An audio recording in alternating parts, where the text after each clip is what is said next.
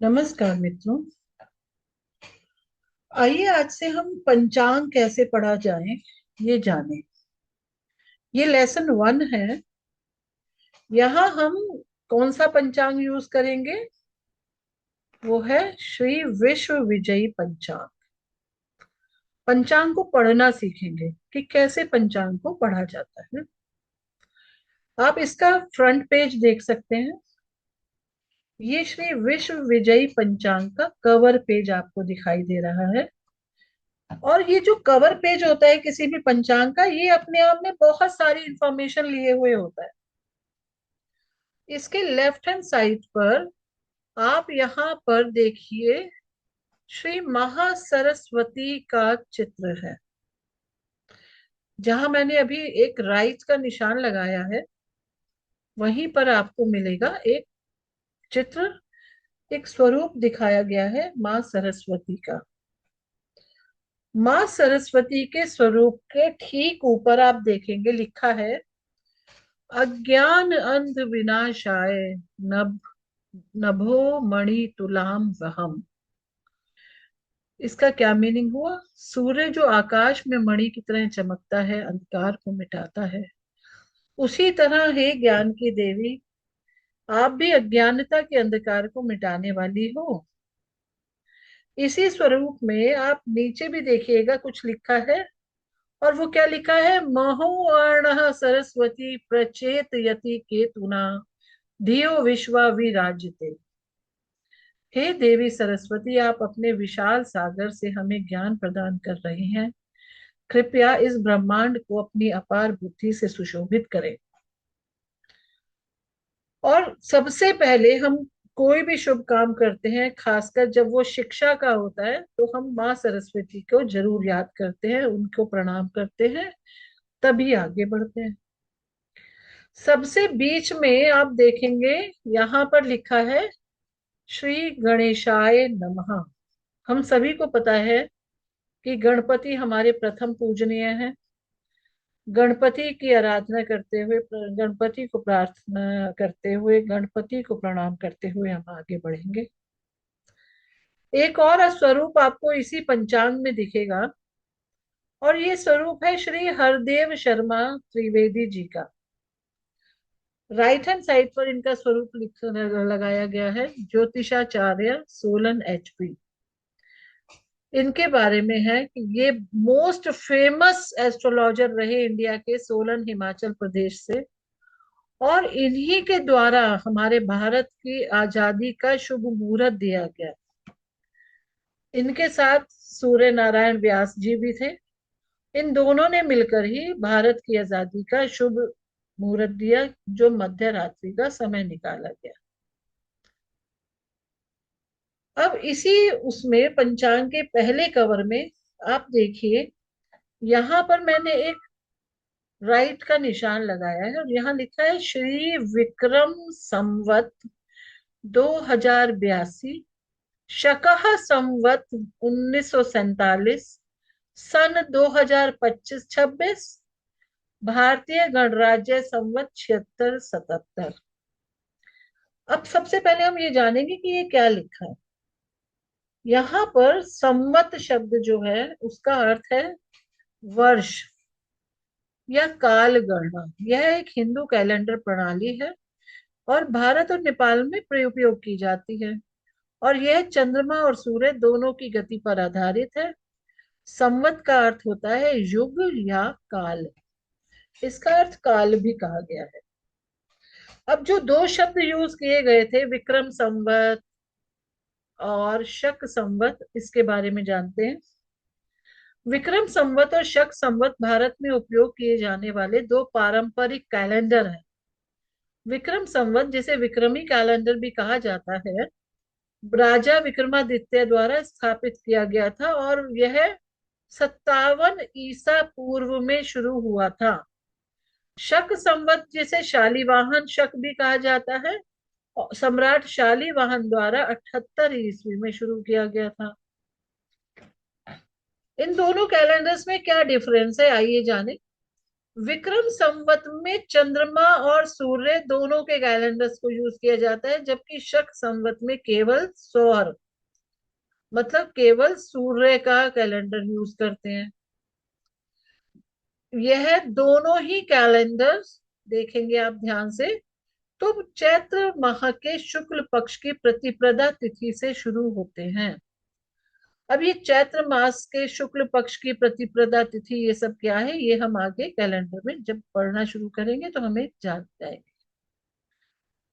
विक्रम संवत वाले कैलेंडर को उत्तरी, पश्चिमी और मध्य भागों में भारत के यूज किया जाता है, वहीं शक संवत के कैलेंडर को भारत के कुछ हिस्से जैसे महाराष्ट्र, गुजरात, राजस्थान और मध्य प्रदेश में यूज करते हैं। इन्हीं कैलेंडर से हम त्योहार, शुभ कार्यों की तिथियां आदि का निर्धारण करते हैं। शक संवत को राष्ट्रीय कैलेंडर के रूप में भी भारत सरकार द्वारा अपनाया गया है।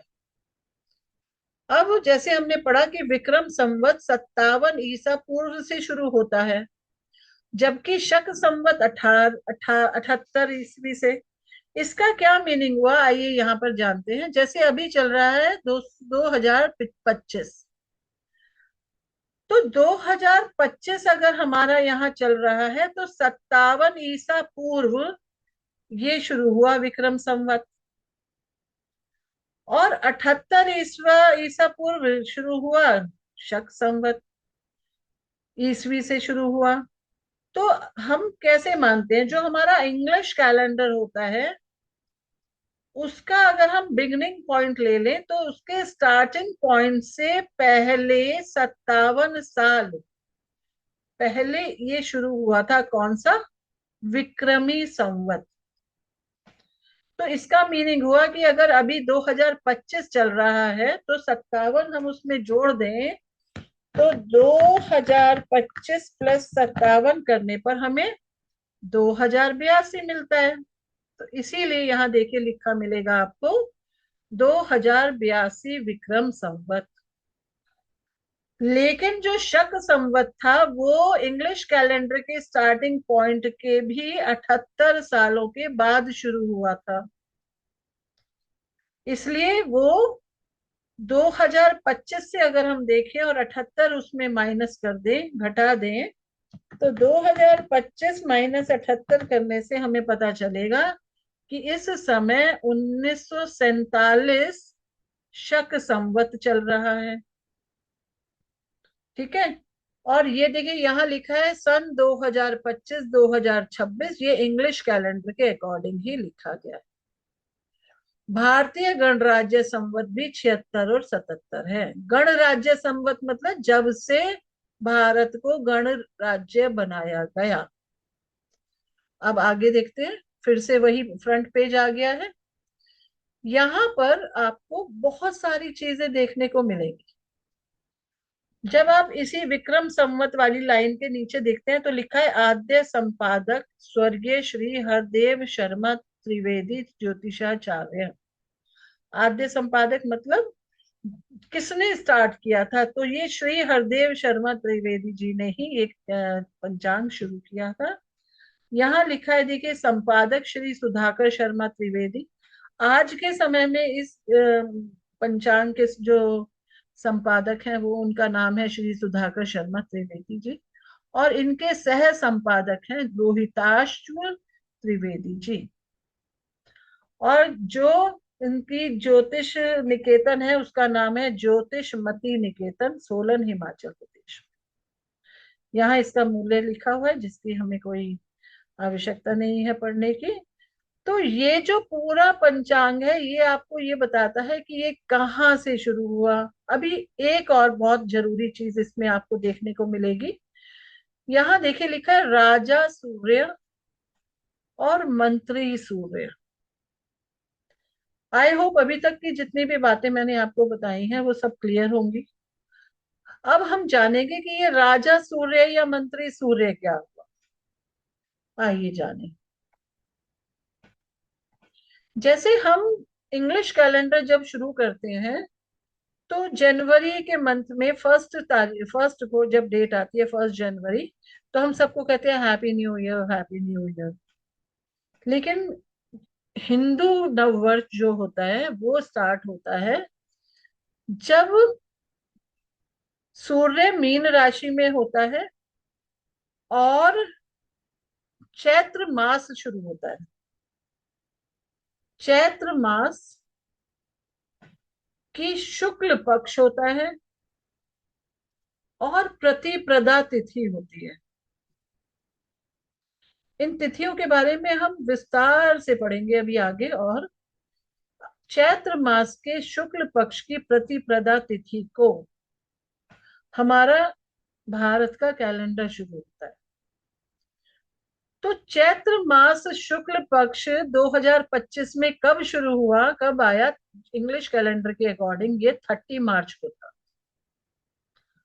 और 30 मार्च को जब चैत्र मास था, शुरू हुआ, शुक्ल पक्ष की प्रतिप्रदा आई, और यही दिन हमारे लिए हिंदू नववर्ष बना।